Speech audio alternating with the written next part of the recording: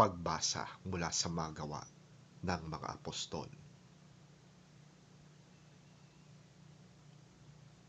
Ngunit tumayo ang isa sa kanila na ang pangalan ay Gamaliel, isang pariseyong guro ng kautusan at iginagalang ng buong bayan. Iniutos niyang ilabas muna ang mga apostol at pagkatapos ay nagsalita.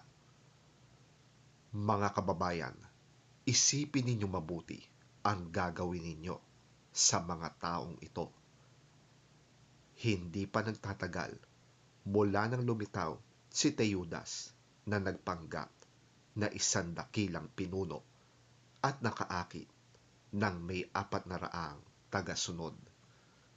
Ngunit nang mapatay siya, nagkahiwa-hiwalay ang kanyang mga tauhan at nauwi sa wala ang kanilang kilusan. Pagkatapos, lumitaw naman si Judas na taga Galilea noong panahon ng pagpapatala ng mga mamamayan at nakaakit din ito ng maraming tauhan. Nang mapatay siya, nagkahiwa-hiwalay din ang mga tagasunod niya. Kaya't ganito ang payo ko. Huwag ninyong pakialaman ang mga taong ito. Hayaan ninyo sila. Kung ang kanilang plano o kilusan ay mula sa tao, ito'y kusang maglalaho. Ngunit kung ito'y mula sa Diyos, hindi ninyo ito mahahadlangan at lilitaw pang kayo'y lumalaban sa Diyos. Sinunod nga nila ang payo ni Gamaliel.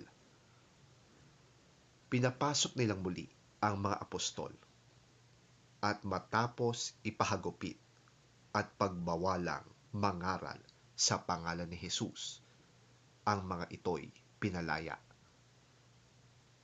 Nilisan ng mga apostol ang Sanhedrin at sila'y galak na galak sapagkat minarapat ng Diyos na sila'y magdanas ng panlalait alang-alang sa pangalan ni Jesus.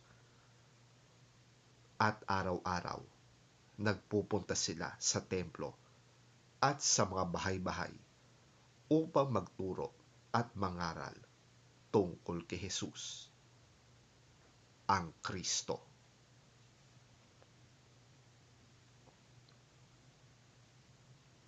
Ang salita ng Diyos. Salamat sa Diyos.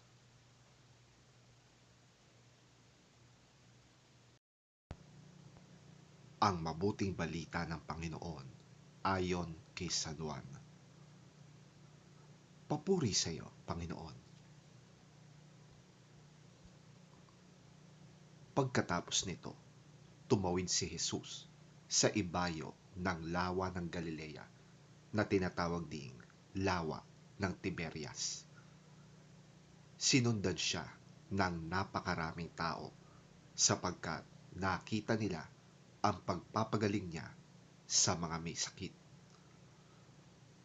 Umakyat si Jesus sa bundok kasama ang kanyang mga alagad at naupo roon. Noon ay malapit na ang Paskwa ng mga Hudyo. Tumanaw si Jesus at nang makita niyang dumarating ang napakaraming tao, tinanong niya si Felipe, "Saan kaya tayo makakabili ng tinapay upang makakain ang mga taong ito?" Sinabi niya yon upang subukin si Felipe sapagkat alam na niya ang kanyang gagawin. Sumagot naman si Felipe, "Kahit na po halagang 200 salaping pilak ng tinapay ay di sasapat para makakain sila ng tigkakaunti." Sinabi ni Andres na isa sa kanyang mga alagad at kapatid ni Simon Pedro Mayroon po ritong isang batang lalaki na may dalang 5 tinapay at 2 isda. Subalit, sasapat kaya ang mga ito?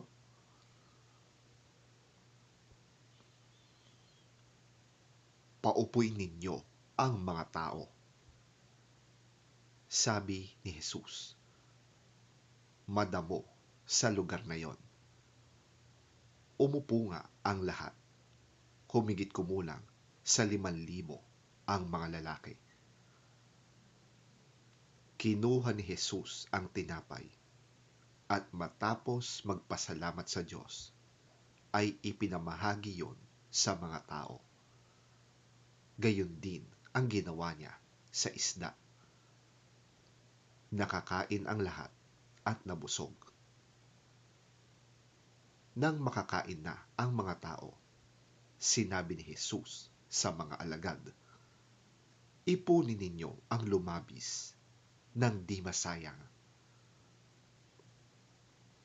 Ganoon nga ang ginawa nila at nakapuno sila ng 12 kaing. Nang makita ng mga tao ang himalang ginawa ni Jesus, sinabi nila, tunay na ito ang propetang paparito sa sanlibutan. Nahalata ni Jesus na lalapit ang mga tao at pipilitin siyang gawing hari. Kaya't umalis siyang muli at mag-isang umakyat sa bundok.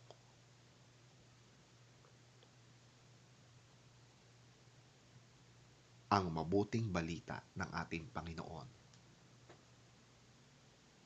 Pinupuri ka namin, Panginoong Hesukristo.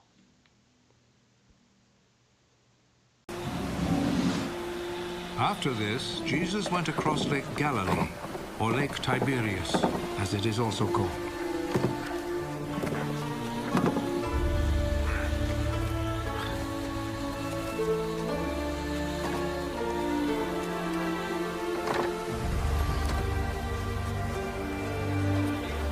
A large crowd followed him because they had seen his miracles of healing the sick.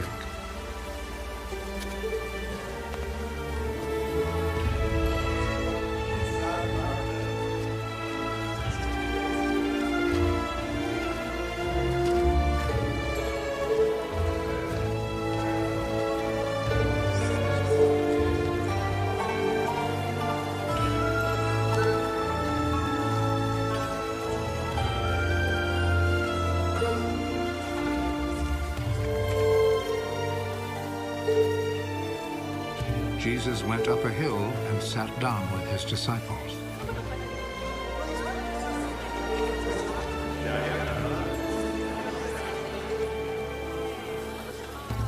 The time for the Passover festival was near.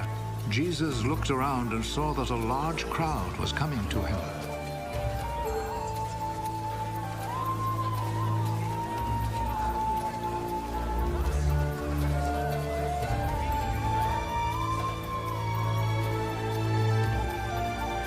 Where can we buy enough food to feed all these people?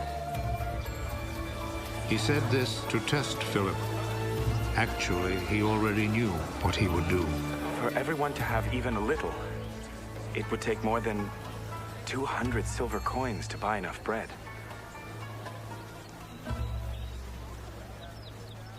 Another one of his disciples, Andrew, who was Simon Peter's brother, said, There's a boy here who has 5 loaves of barley bread and 2 fish. But they will certainly not be enough for all these people. Make the people sit down. There was a lot of grass there, so all the people sat down. There were about 5,000 men.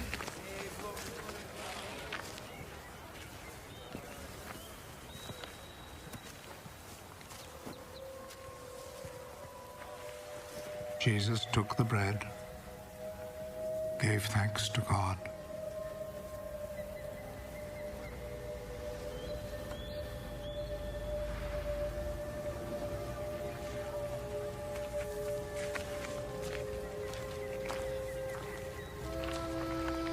distributed to the people who were sitting there.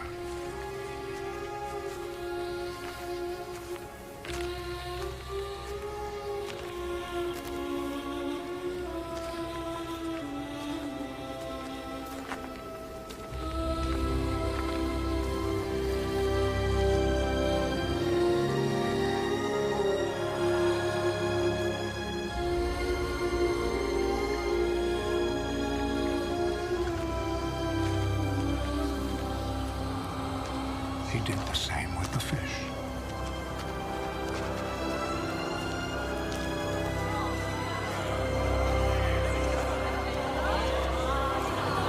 And they all had as much as they wanted.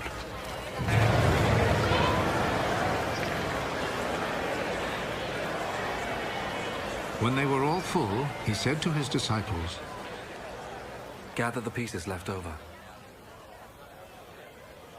Let us not waste a bit. So they gathered them all and filled 12 baskets with the pieces left over from the 5 barley loaves which the people had eaten. Seeing this miracle that Jesus had performed, the people there said, Surely this is the prophet who was to come into the world. Jesus knew that they were about to come and seize him in order to make him king by force, so he went off again to the hills by himself.